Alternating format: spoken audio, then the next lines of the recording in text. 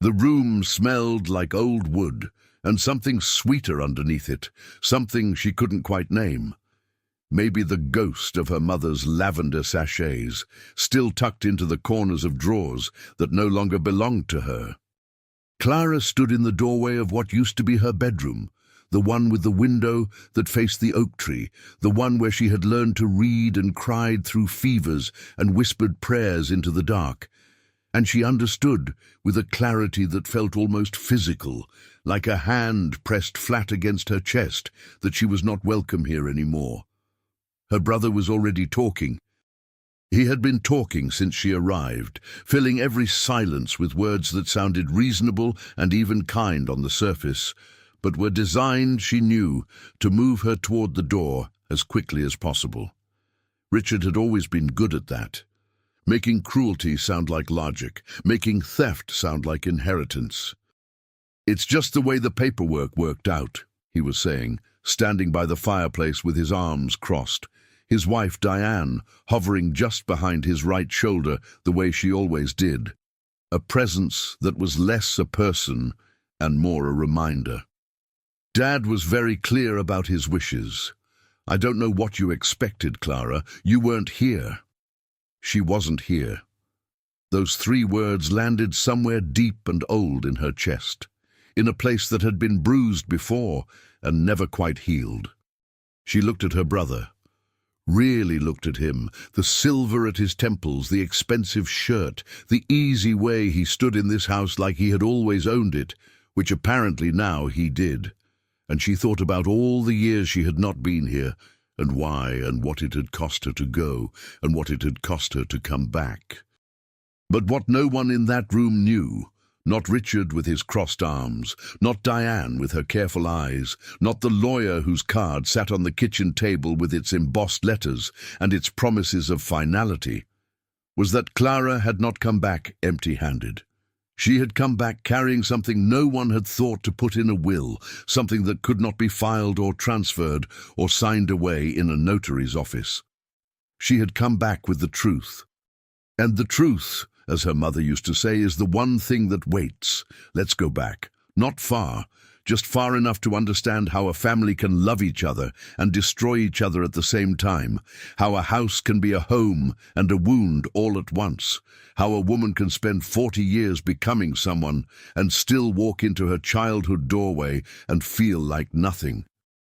Clara Merritt was the second child and the first daughter of Joseph and Margaret Merritt, born on a February morning in a small town in Ohio that most maps barely bothered to include.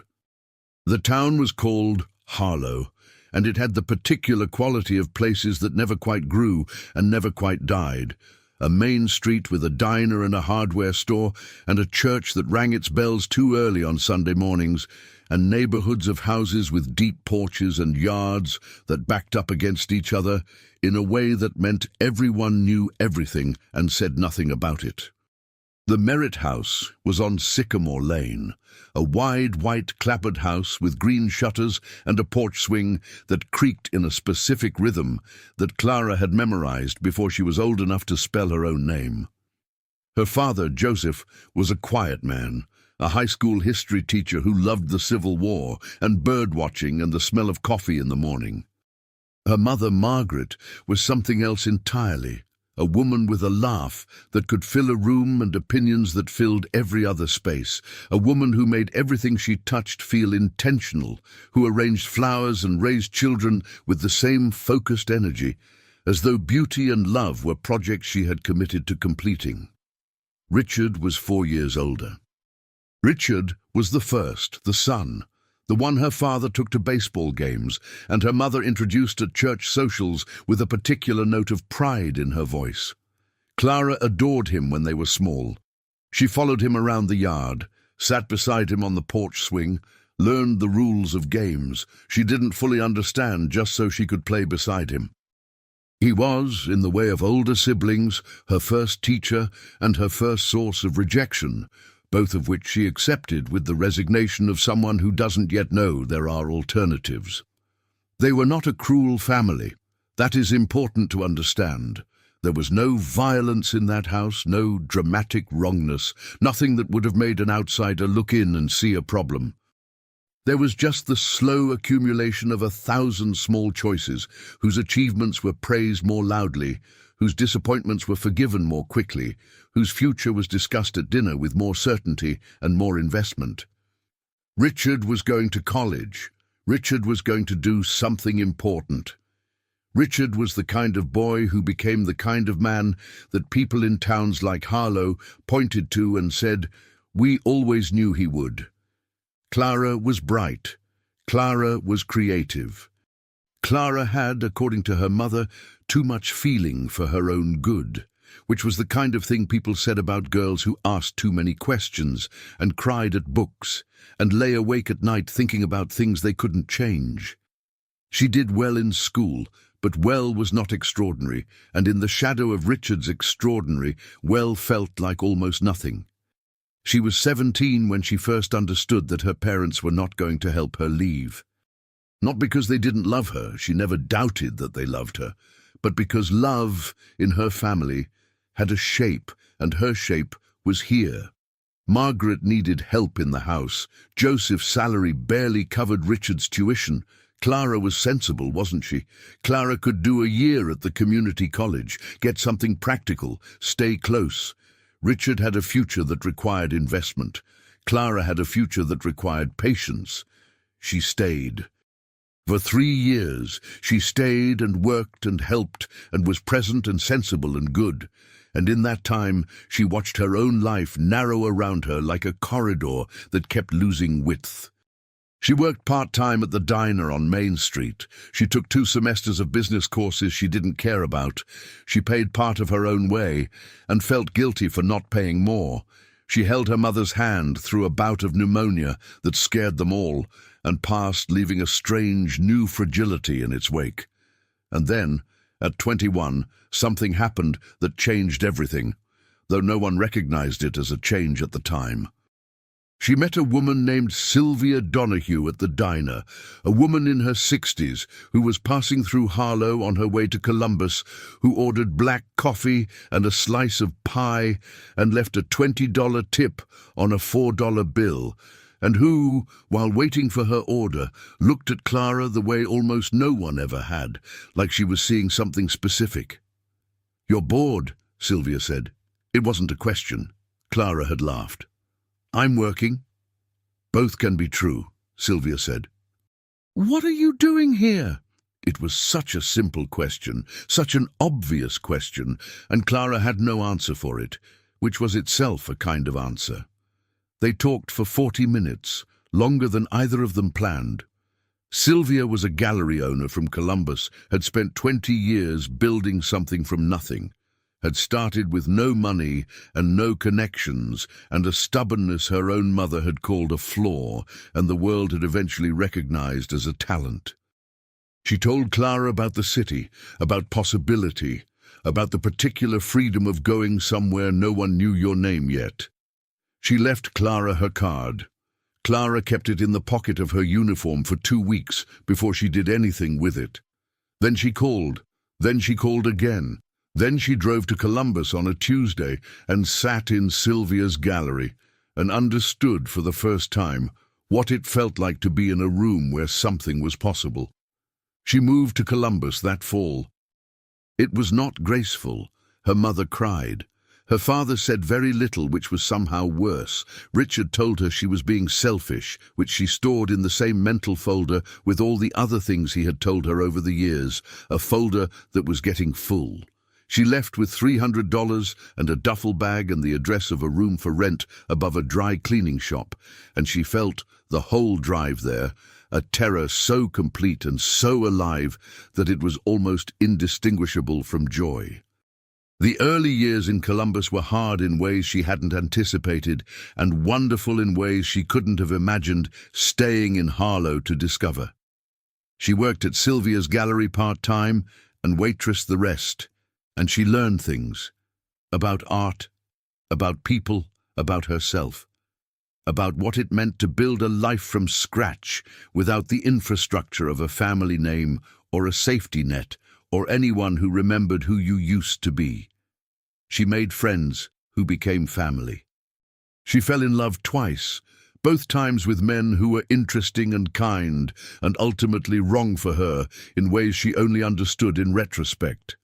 She developed taste and opinion and competence, and a laugh that her Columbus friends said could fill a room, which made her think of her mother every time. She called home every week for the first 2 years, then every 2 weeks, then whenever something happened that felt important enough to share. The calls with her mother were good. Margaret was interested in her life, asked questions, laughed at stories, sent cards on her birthday with handwritten notes that Clara kept in a shoebox under her bed. The calls with her father were shorter, warmer in their way, but contained the conversations of two people who loved each other but had never quite learned each other's language. The calls with Richard were sporadic and occasionally strained, and almost always ended with some version of him noting, with a tone he probably thought was neutral, that she wasn't there. She was never there. Someone had to be there.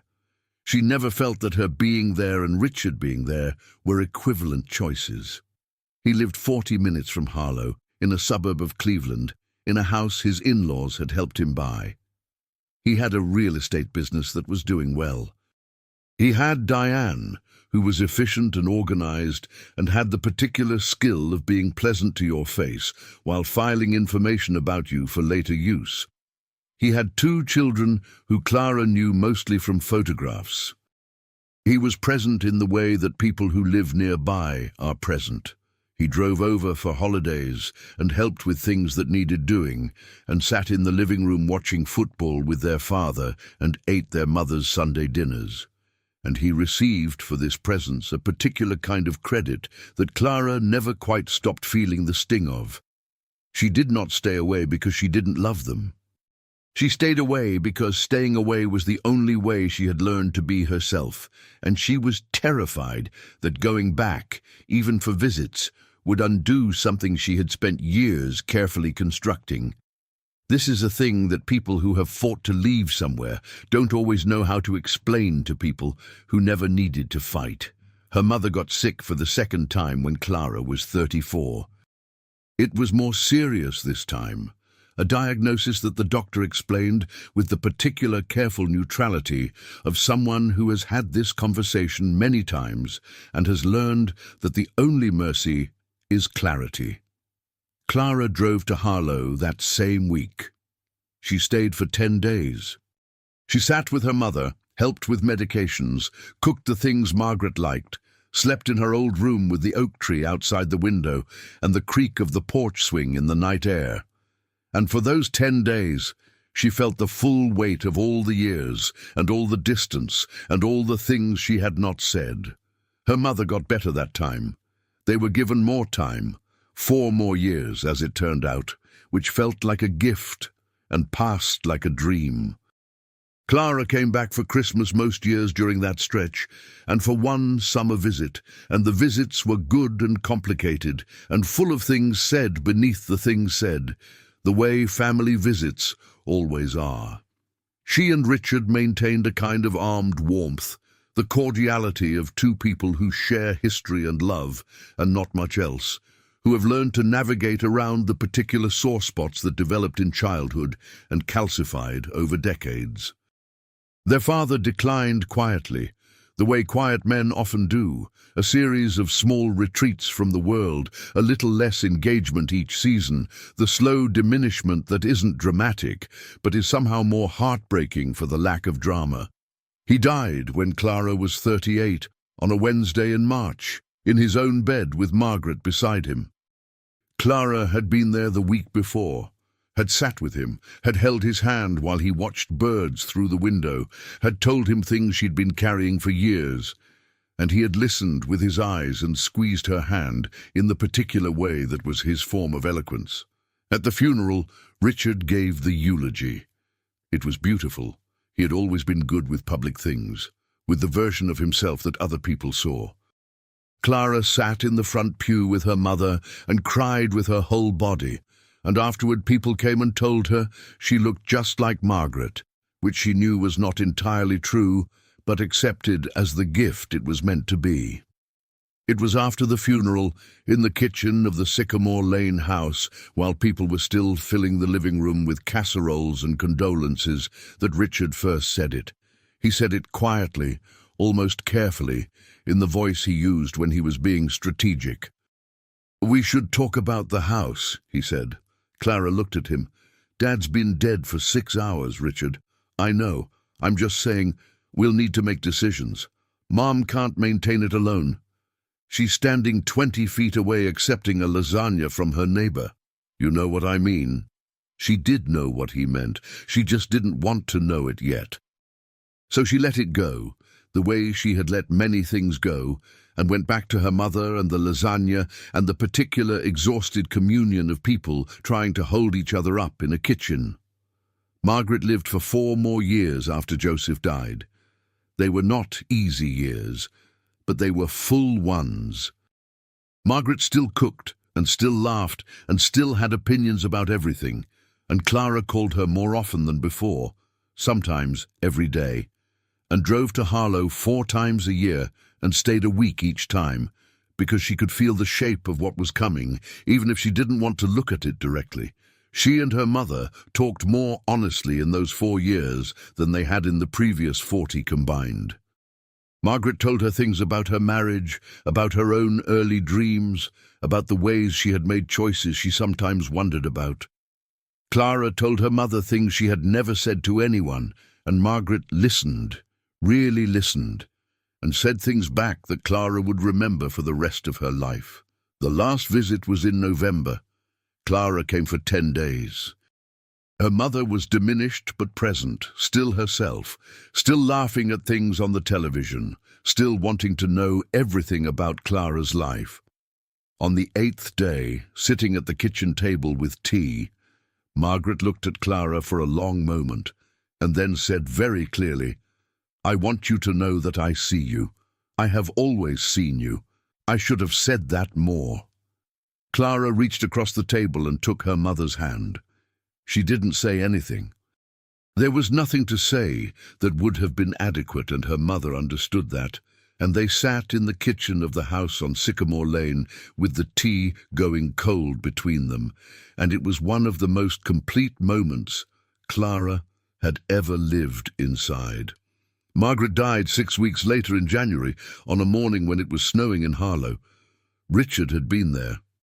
Clara had gotten on the road the moment Richard called, had driven 4 hours through the tail end of the storm, had arrived to find her mother already gone, and Richard sitting in the living room with Diane, 2 cups of coffee on the table, the house already feeling different in the specific way that houses do when the person who made them a home has left. And now, here she was, 3 months later, standing in the doorway of her old bedroom, listening to her brother tell her about the paperwork.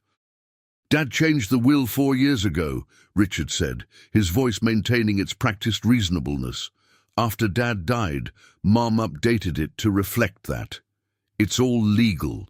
The house, the accounts, the investments, everything goes through me as executor, and the primary beneficiary is the estate which I manage." He paused. "There's a small amount designated for you, 20,000. It's outlined in the documents." Clara looked at him. $20,000.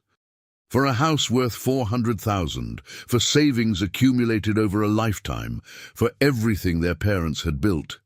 20,000. "Why?" she asked. Not with anger. She was past anger, or maybe not yet at it, or maybe in a kind of numbness that was protecting her from something bigger.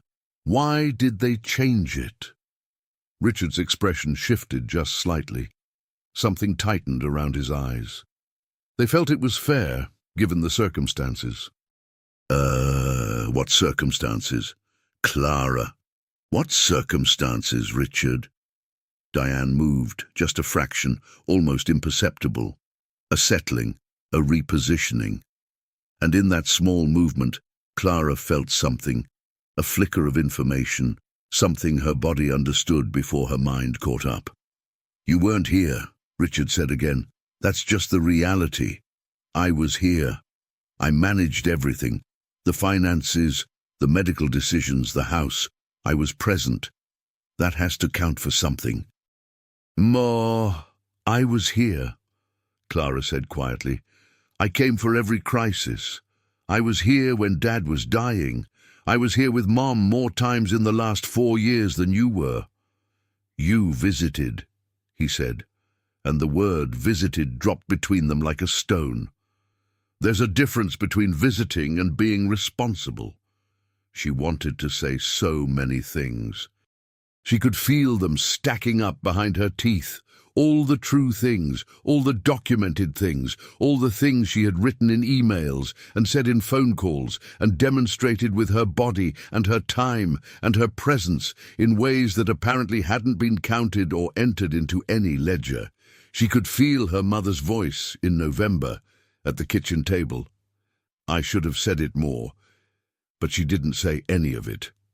Not yet. Because there was something she needed to understand first, something that had been quietly insisting on her attention since she'd arrived. Something about the way Richard had said the will was changed 4 years ago, and the way Diane had shifted just slightly at the word circumstances. Her mother had not mentioned changing the will, not once, in 4 years of increasingly honest conversation. Her mother had not said anything that suggested she intended to leave Clara $20,000 and Richard everything else. Her mother had, in fact, said the opposite. Had said on the phone one evening that she'd been thinking about how to make things right, that she felt things hadn't always been fair, that she wanted to fix that while she still could. Clara had told her not to worry, that it didn't matter, that she didn't need it. And her mother had said, "It matters to me." So, something was wrong. Something in the paperwork or the sequence or the circumstances was wrong, and Clara Merritt, who was sensible and practical and who had built a life from nothing with less than $20,000, and the stubbornness her mother called too much feeling, was going to find out what it was. "I'll look at the documents," she said calmly. Richard blinked. Something moved through his expression. Not quite relief, not quite alarm. "Of course, they're straightforward." "I'm sure they are," she said. "I'd like to look at them anyway." She went to the kitchen table and sat down and opened the folder the lawyer had left, and she read. She read slowly and carefully, the way Sylvia had once taught her to read contracts, looking not just at what was said, but at the space around what was said, at the dates and the signatures, and the specific language that either meant everything or nothing depending on what else you knew. The will had been changed, as Richard said, 4 years ago, just after their father's funeral. The signature was her mother's. The witnesses were 2 people Clara didn't recognize. She turned the page, and then she found it. Not a smoking gun, not yet, not obviously. Just a small thing, the kind of small thing you wouldn't notice unless you were looking, unless you had been paying attention to a different set of details for a long time. The date. The will had been signed on March 19th. 4 years ago. Clara pulled out her phone and opened her calendar, scrolling back, and then she sat, very still. March 19th, 4 years ago, was the day after Joseph Merritt's funeral. The day after. While Margaret was still in the first raw, devastated hours of her grief, while the casseroles were still in the refrigerator and the condolence cards were still arriving in the mail and her mother had barely slept in 3 days. Someone had gotten a will signed the day after her father's funeral. Clara looked up from the table. Richard was watching her from the doorway, arms still crossed. Diane had disappeared, probably into the kitchen, or upstairs, somewhere that was convenient to be when important things were being discovered. "Who arranged the appointment with the lawyer?" Clara asked. "I did," Richard said. "Mum asked me to." "The day after Dad died?" A pause, very short, but there. She was very clear about what she wanted. She was in shock, Clara said. She had buried her husband 12 hours earlier. She was lucid. The lawyer confirmed. "I'm not saying she wasn't lucid," Clara said. And she was surprised by how steady her voice was, how much of her was already somewhere beyond the emotion of this, already in the clean air of clarity. I'm asking why the day after. I'm asking why not a week later, a month later, when she'd had time to grieve and think and be herself. Richard unfolded his arms. She was very clear. You already said that. The room went quiet. Outside, through the kitchen window, a bird landed on the porch railing, something small and brown, a sparrow or a finch, and then was gone. Clara thought of her father watching birds through his bedroom window in his last weeks, the way his face changed when he watched them, the particular private joy of it. She closed the folder and stood up. I'm going to need to speak with the lawyer directly, she said. And I'm going to need a few days to review all of this.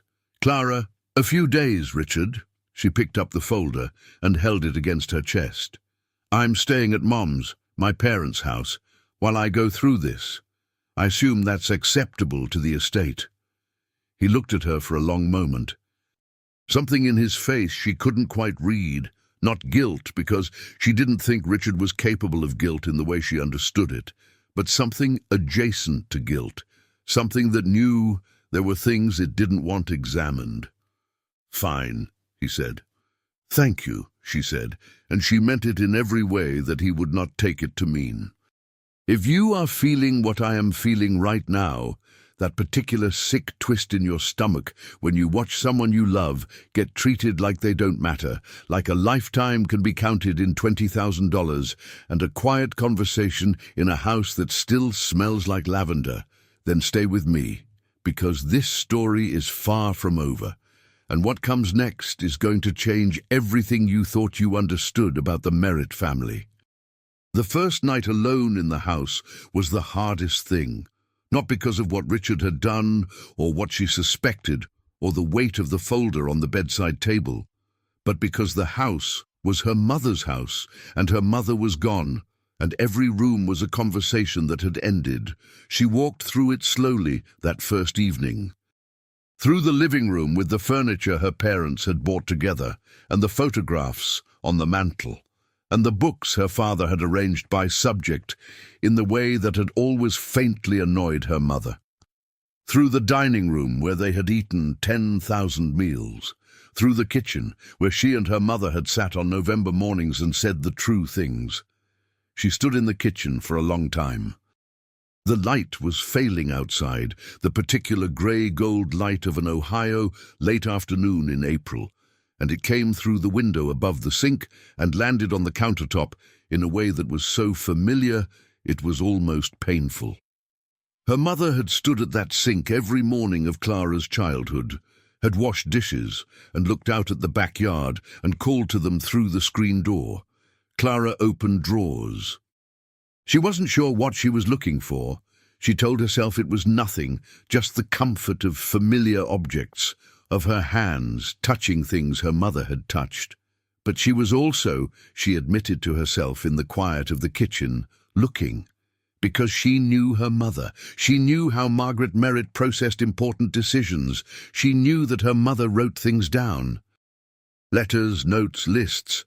Margaret had always believed in the physical word, in the record that a pen makes, that a thought alone cannot make.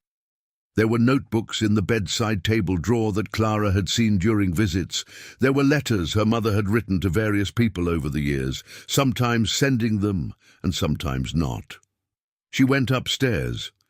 She went to her mother's room, which still smelled like her, which was the thing she had not been prepared for, the specific assault of that. And she sat on the edge of the bed and breathed for a moment, letting it be what it was. Then she opened the bedside drawer.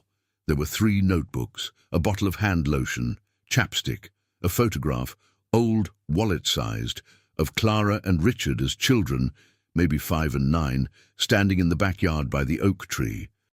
Clara held the photograph for a moment, looking at those small faces, that specific innocence, the way they were standing close together, her arm around his waist, without even appearing to think about it. She opened the first notebook. Her mother's handwriting, those familiar loops, the particular way she made her capital letters, the way she used dashes instead of commas when she was thinking quickly. Clara read, slowly, feeling her way through entries that ranged from the mundane, grocery lists, appointment reminders, the names of plants she wanted to put in the garden, to the deeply personal. October entries about her father's health, the fears she hadn't said aloud, Christmas entries about missing people, spring entries about the garden, about a robin that had nested in the hedges and raised 4 chicks. And then, about halfway through the second notebook, something that made Clara stop. Her mother had written, in the careful, deliberate hand she used when she was working something out, "I do not believe the document Richard brought to me the day after Joseph's funeral represents my true wishes. I signed it because I was grieving and confused, and he told me it was necessary for the estate administration. I did not understand it was a new will. I want to fix this. I have spoken to Connie about it." Clara read it twice, then 3 times. Connie Masher, her mother's oldest friend, the woman who had lived 4 houses down on Sycamore Lane for 40 years, who had been at every birthday party and every holiday and every difficult moment of the Merritt's life, who had come to her father's funeral with flowers from her own garden and held Margaret's hand through the burial. Clara looked at the date on the entry. 2 years ago. There was more. She kept reading, her hands steadying themselves deliberately against the small tremors of what she was understanding. Her mother had written, several months after that first entry, that she had been to see a different lawyer, one in the next town, one she had found herself, that she had made a new will, that it was with the lawyer, and also, this was underlined once in the particular way Margaret underlined things she didn't want to forget, a copy was with Connie. Clara closed the notebook very carefully. She sat in her mother's room for a long time, looking at nothing, feeling the full shape of what had happened and what might still be possible. The room held the fading light and the smell of her mother, and the weight of everything that had been done and almost undone and possibly still redeemable. Then she picked up her phone and called Connie Masher. Connie answered on the second ring, and her voice when she heard Clara's name was warm and immediate and something else, prepared, as though she had been waiting. "Clara," she said, "I was wondering when you'd call." "You knew about the will," Clara said, "not an accusation, just a statement of something that was already true." A pause. Then, "Yes, your mother gave me a copy 2 years ago. She made me promise to keep it safe and to give it to you if—" She made me promise. Clara pressed her free hand against her eyes. She thought about her mother at the kitchen table in November, saying, "I want you to know that I see you." She thought about her mother saying, "I want to fix things while I still could." She had fixed them. Quietly, carefully, in the determined way she had always fixed things, with a pen and a plan, and the help of someone she trusted. "Can I come and see you?" Clara asked. "I have it right here," Connie said. "I've had it right here since the day she gave it to me. I would have come to you before now, but I didn't know. I wasn't sure what was happening with the estate, and your mother told me to wait for you to come to me. She said you'd figure it out. She said you always did." Clara laughed. A short, broken sound, not quite a laugh and not quite a cry, but something in between, something human and specific. She had always figured it out, even when it was hard, even when she was scared, even when there was no map and no safety net and nothing to rely on but the stubbornness that everyone had once called a flaw. She went to see Connie that evening. Connie Masher was 73 and had the look of a woman who has survived things without letting the surviving make her smaller. She opened her door before Clara reached the porch, and she held out her arms, and Clara walked into them the way she had walked into them as a child, with the specific relief of being held by someone who has known you long enough to know you entirely. They sat at Connie's kitchen table, Another kitchen, another table, another of the intimate geography of women's lives. And Connie put a folder in front of Clara and said, she had it drawn up by a lawyer in Medina. She went by herself on a Tuesday. She called me afterward and told me what she'd done and asked me to keep a copy. I have the lawyer's name and contact information in there. Clara opened the folder with hands that were steady in a way that surprised her. The document was clear, dated 18 months after the will Richard had shown her, signed by Margaret Elaine Merritt with full witness and notarization, written by an attorney named Harold Finch, with an office in Medina, Ohio.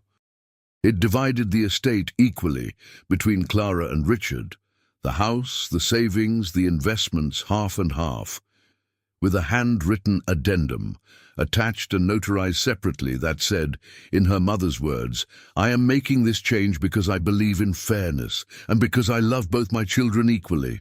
I want Clara to know that her absence from Harlow was never absence from my heart. She has always been exactly where she chose to be, and I have always been proud of her for having the courage to choose. Clara read the addendum 4 times.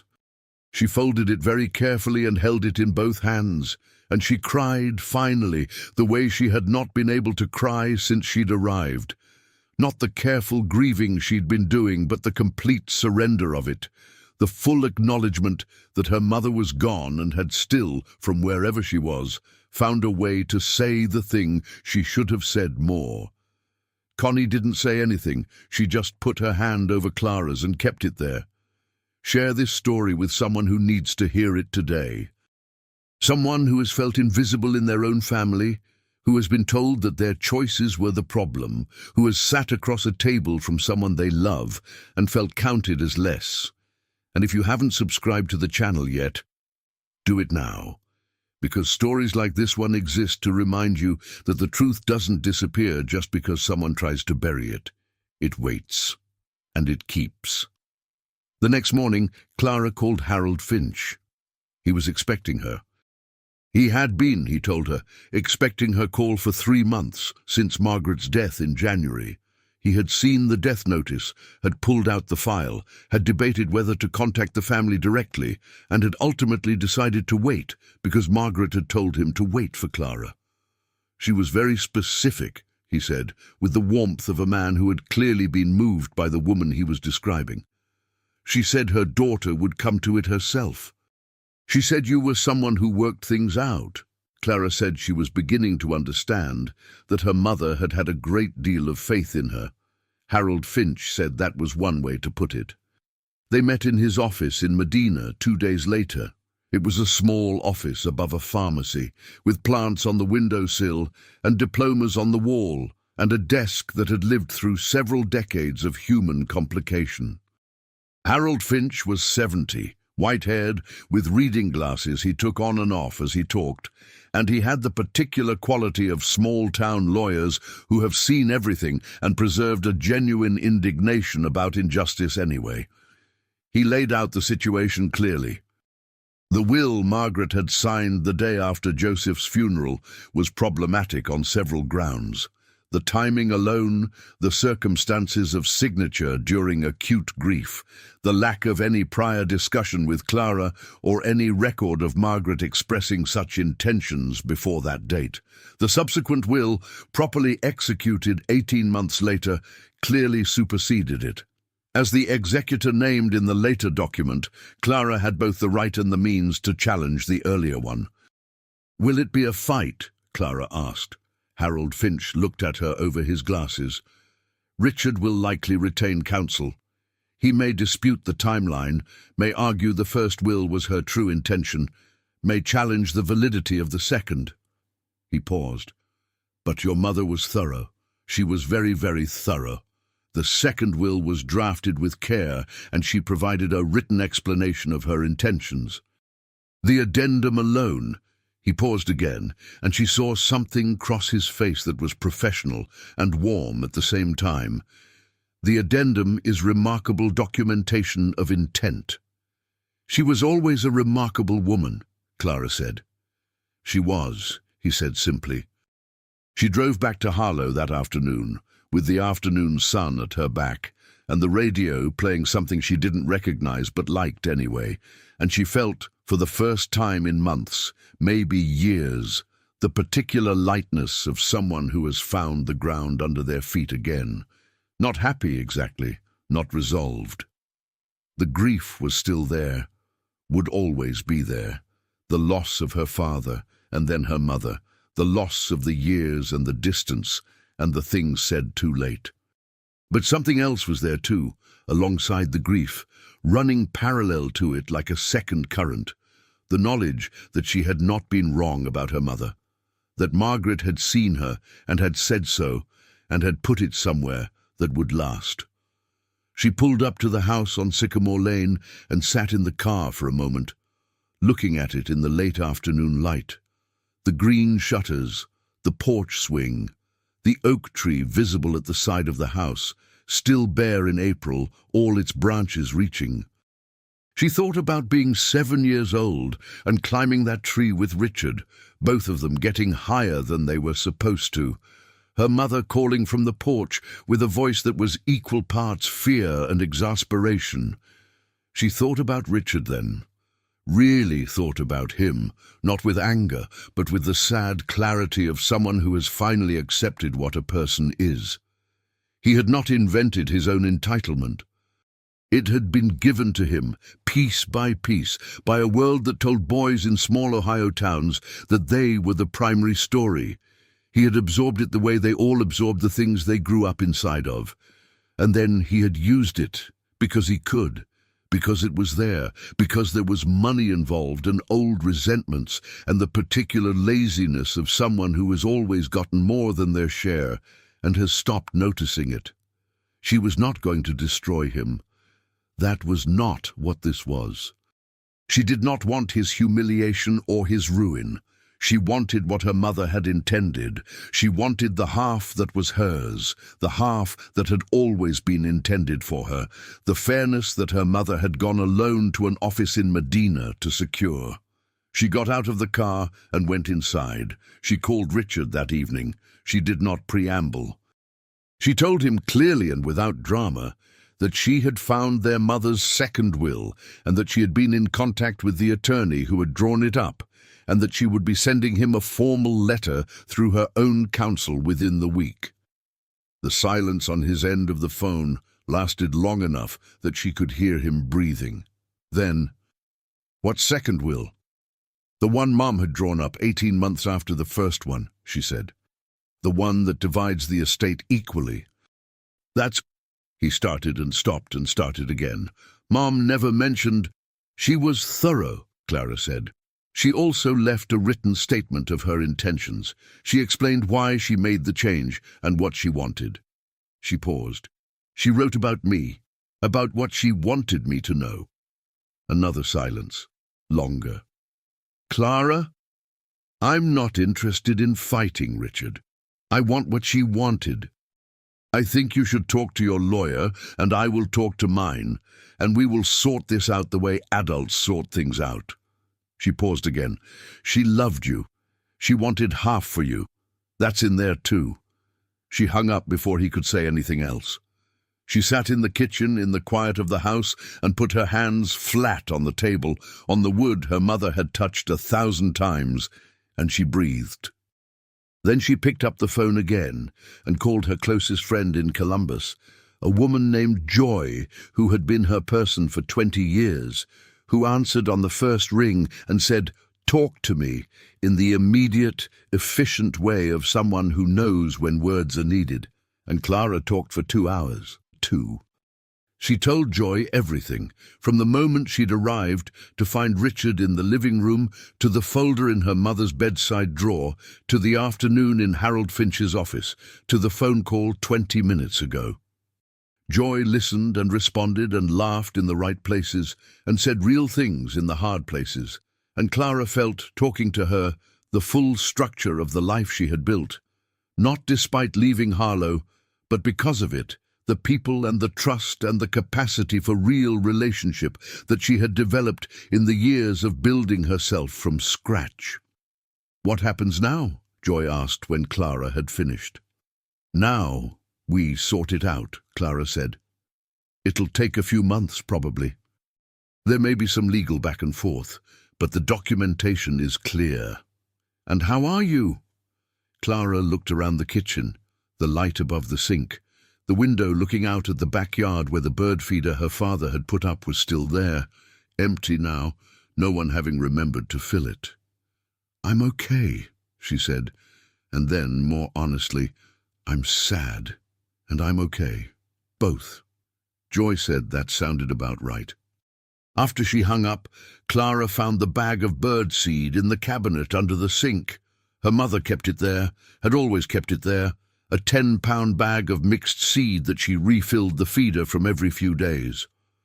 Clara took it outside in the April evening, into the backyard that smelled like grass and cold and the distant possibility of spring, and she filled the feeder. She stood there in the dusk, holding the empty bag, looking at the full feeder. She thought about her father. She thought about her mother. She thought about the whole long story of it, the choices and the loves and the failures and the amends, the things that got fixed and the things that didn't, the way a family is a country you are born into and have to decide for yourself what to make of your citizenship. She went back inside and washed her hands at the kitchen sink and stood for a moment looking out the window at the feeder in the failing light. In the morning, she was going to call her lawyer. She was going to begin the process of making right what had been made wrong. She was going to do it cleanly, without cruelty, in the way her mother would have wanted, with the dignity of someone who knows their worth and is not willing to accept less. But tonight, she was going to stay in the house on Sycamore Lane and let herself be sad and let herself be grateful, which were not opposites, but rather two ways of acknowledging the same great truth, that she had been loved and had loved in return, and that this, in the end, was the ledger that mattered. The legal process took 4 months. It was not easy, and it was not entirely clean. Richard retained counsel, as Harold Finch had predicted, and there were documents exchanged and depositions given, and one particularly difficult conference call, during which Richard's voice had a quality she hadn't heard in it before. Something stripped of its usual certainty, something that might have been the first cousin of remorse. She did not gloat. She did not need to. She sat in these proceedings with the steadiness of someone who has the truth in their corner and knows it, and she presented what needed to be presented and said what needed to be said and let the documentation speak in the voice her mother had given it. Diane, it turned out, had known. This emerged through the process, not dramatically, not as any kind of confession, but as a fact that became visible through the accumulated evidence, through emails and phone records, and the testimony of the attorney who had drawn up the first will, who acknowledged that the appointment had been arranged by Richard the day of the funeral, before Margaret had been asked. Diane had been present at the signing. Diane had driven Margaret to the appointment, which Margaret had apparently believed was about estate administration paperwork, which is what Richard had told her. Clara held this knowledge and did not let it become something she was consumed by. What Richard and Diane had done was wrong. It was a manipulation of a grieving woman in a vulnerable moment. It was a calculated act that masqueraded as helpfulness. It was the use of love and proximity as tools of dispossession. She knew this. She named it, in the legal context where it needed to be named. She did not make it the center of her story, because she had learned a long time ago that making other people's wrongdoing the center of your story is a way of letting them keep something they don't deserve. The estate was settled in August, equally as Margaret had intended. The house on Sycamore Lane was to be sold, and the proceeds divided. The savings and investments split. Clara's half came to just over $230,000, plus her share of the house. She didn't cry when it was finalized. She had expected to, had prepared for it, but instead she felt a kind of quiet satisfaction. Not triumphant, not relieved exactly, but settled, grounded, the feeling of something being restored to its proper shape. Richard called her the day after the settlement was signed. She almost didn't answer. But she answered. He didn't apologize, not in any complete or genuine way. He said he hoped she understood, that he had believed he was doing what was best for the family. She said she understood that he had believed that. He said that things had gotten out of hand. She agreed that they had. He said he hoped they could find a way forward. We can find a way forward, she said, but Richard, I need you to understand something, not for me, for you. What you did to our mother, taking her to a lawyer's office the day after she buried her husband, before she'd had time to grieve or think or be herself, that's something you're going to have to carry. I can't carry it for you, but I hope at some point you look at it honestly. Another silence. He said he had to go. She said goodbye. She did not know if he would ever look at it honestly. She suspected he would find ways to reframe it, to soften the edges of it, to make it something more bearable than it was.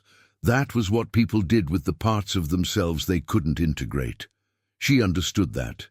She even, in a way that surprised her, felt sorry for him. Not for the comfortable life he'd always had, not for the house in Cleveland or the business or the charmed path of a firstborn son in a world that valued such things. But for the fact that whatever he had done it in the shadow of their parents' house, in the light of their parents' love, and had made it mean something smaller than it should have. She spent one more week at the house on Sycamore Lane after the settlement. She went through everything carefully and slowly, sorting, keeping, letting go. She kept her mother's notebooks. She kept the photograph from the bedside drawer, herself and Richard by the oak tree, young enough to be innocent. She kept her father's bird books and his Civil War histories. She kept the porch swing's pull chain, just the chain, which she unscrewed from the ceiling of the porch with her own hands and wrapped in a kitchen cloth. On her last morning, she made coffee in her mother's kitchen and stood at the sink and watched 2 sparrows at the feeder. Small brown birds, moving with the quick, decisive energy of creatures who know exactly what they need and know how to get it. She watched them for a long time. She thought about being 17, feeling the walls of her life closing in. She thought about the drive to Columbus with $300 and a duffel bag. She thought about Sylvia saying you're bored and it cracking something open in her. She thought about 20 years of building, not what the world had handed her, but what she had made herself, from the materials of her own stubbornness and her too much feeling and her willingness to leave and her ability to come back. She thought about her mother saying, I should have said it more. Here is what she understood, standing in that kitchen on her last morning, that the most important inheritances are never in the paperwork. Her mother had left her $230,000 and the memory of a handwritten addendum, and both of those things mattered. But what she had actually inherited, what no will could have distributed or withheld, was something else. It was the woman who refilled the bird feeder because it mattered, even in a difficult moment. It was the capacity to go to a lawyer in a different town and make something right while you still could. It was the ability to love someone across distance and silence and imperfect communication, and still, at the end, find the true thing and say it. I see you. I have always seen you. She locked the house on Sycamore Lane for the last time on a Thursday morning in September, with the light coming golden through the oak tree and the bird feeder full and the porch swing hanging still in the morning air. She walked to her car and put her bag in the trunk and got in. She sat there for a moment, looking at the white clapboard and the green shutters and the history of it all. Then she drove. She drove with the windows down because September in Ohio is one of the finest things there is, and she let the air come in and move through the car, and she thought about where she was going, back to Columbus, back to her apartment and her work and her people and her life, and she felt the full, complicated, honest weight of all of it, the grief and the love and the anger that had become peace and the loss that had become inheritance. She had come to Harlow with nothing, in the sense that her brother had meant no power, no leverage, no share of anything. And she was leaving with what her mother had intended for her, which was more than money, though the money mattered. She was leaving with what she had always had, which was the truth of who she was, and the life she had chosen, and the knowledge that she had been, all along, exactly as seen and exactly as loved as she had hoped.